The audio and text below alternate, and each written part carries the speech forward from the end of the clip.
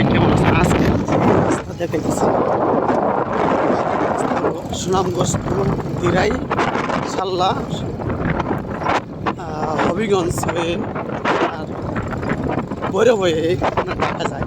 এইটা মহাসড়ক যে কাজ চলতেছে, রানিং কাজ চলতেছে। যে আসলে এই রাস্তা আমরা করতেছি, পুরো রাস্তা কিন্তু আমরা ঘুরে ঘুরে দেখতেছি আসলে কী অবস্থায় আছে, লাগতে পারে বা এইগুলো আইডিয়া করতেছি যে কাজ চলতেছে। কাজ অনুযায়ী আমরা বুঝতে পারতেছি যে আসলে সেই পরিমাণে রাস্তা হবে। আমাদের এই সাল্লাবাসীর উন্নয়নের চাকা ঘুরছে, আমরা এখন দেখতে পারতেছি যে বলক করতেছে যে বন্যা হবে, বন্যার সময় যে পানি যে রাস্তা সেগুলো বলক দেখে বুঝতে পারতেছেন এই যে এগুলো বলক রাখা হইলো শুধু একমাত্র এই যে বন্যার সাথে মোকাবেলা করার জন্য, পানির সাথে যুদ্ধ করার জন্য, রাস্তাটা টিকে রাখার জন্য।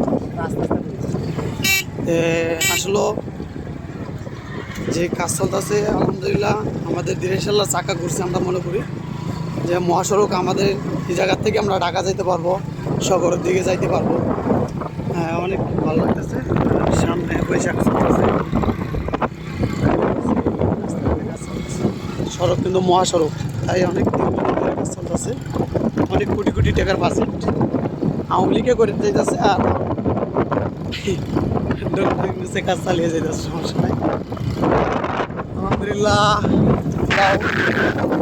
আছে এলাকায় আসলে ঘুরে ঘুরে দেখতেছি।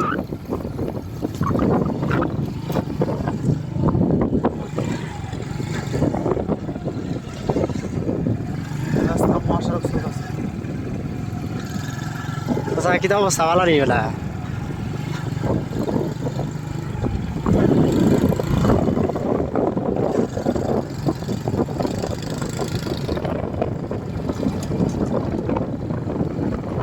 রাস্তা রানিং কাজ চলতেছে।